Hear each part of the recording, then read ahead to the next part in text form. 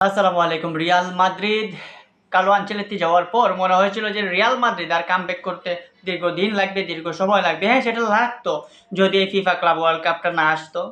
এবং Real মাদ্রিদে Carlo আনচেলত্তির স্থলাভিষিক্ত যে কোচটা হয়েছেন সে জাভি আলোনসো একসময় রিয়াল মাদ্রিদের হয়ে খেলেছেন, এখন রিয়াল মাদ্রিদের ডাগআউটও সামলাচ্ছেন।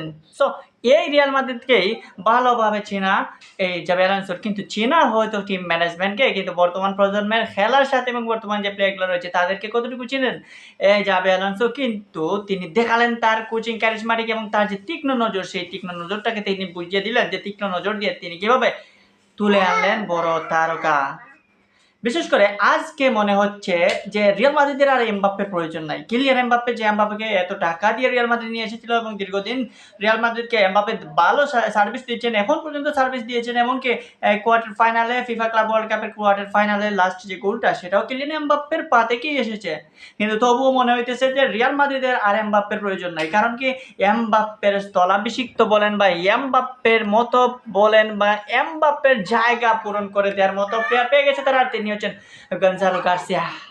গঞ্জালো গার্সিয়া এই প্লেয়ারকে কে চিনতো? স্বদেশি স্প্যানিশ এই প্লেয়ারকে এতদিন কার্লো আনচেলত্তি ইউজ করেন নাই, রেখেছিলেন বাইরে, এবং জাভি আলোনসো এসে সেই গঞ্জালো গার্সিয়াকে দুর্দান্তভাবে ইউজ করতেছেন, ঠিক জায়গা মতো কোন পজিশনে কীভাবে করতে হয়, এবং প্রত্যেকটা ম্যাচে প্লেয়িং এক্সাইয়ের শুরুতেই গঞ্জালো গার্সিয়াকে নামিয়ে দেন এবং গঞ্জালো গার্সিয়া প্রত্যেকটা ম্যাচে গোল করতেছেন নতুবা অ্যাসিস্ট করছেন। এই ফিফা ক্লাব ওয়ার্ল্ড কাপকে আপনি রিয়াল মাদ্রিদের একটা প্রিপারেশনের জন্য একটা গুড মঞ্চ বলতে পারেন, কারণ এখান থেকেই সামনের সিজনের জন্য, লা লিগার জন্য রিয়াল মাদ্রিদ তৈরি হচ্ছে। এবং এই ফিফা ক্লাব ওয়ার্ল্ড কাপ থেকে তারা যে জিনিসটা পাচ্ছে তারা হচ্ছে তাদের টিমটাকে সুন্দরভাবে গুছিয়ে নেওয়া। আক্রমণ থেকে আপনি গঞ্জালো গার্সিয়ার মতো দুর্দান্ত একটা স্ট্রাইকার পেয়েছে, এবং কম বয়সী এই স্ট্রাইকার দেখালেন তার বেলকে। ফিফা ক্লাব ওয়ার্ল্ড কাপে এখন পর্যন্ত প্রত্যেকটা ম্যাচে গোল করেছেন এবং একটা ম্যাচে অ্যাসিস্ট করেছেন।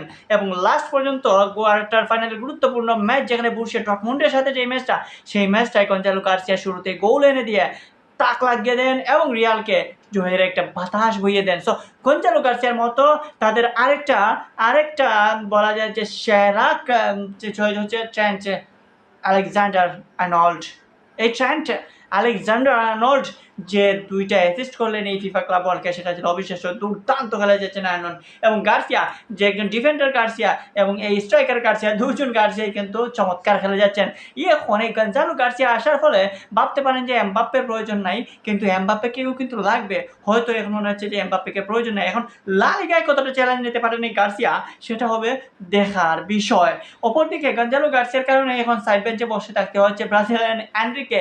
আসলে কি এনরিকের কপাল পুরলো এই গঞ্জালো গার্সিয়াকে ফিফা ক্লাব ওয়ার্ল্ড কাপে আলোনসো খেলতে যে সুযোগ দিয়েছেন, এবং সেই সুযোগ গঞ্জালো গার্সিয়া শতভাগ যেভাবে জাহির করলেন নিজেকে এবং যেভাবে কাজে লাগালেন, সেই কাজে লাগানোর ফলে এনরিকে, ব্রাজিলিয়ান এনরিকে, যাকে বলা হয় যে সুপার সাব, সেই সুপার সাব এনরিকে এখন হয়তো মনে মনে আফসোস করছেন যে আসলেই কি আমি নেক্সট লা লিগাতে প্রত্যেকটা ম্যাচে সুযোগ পাবো কিনা।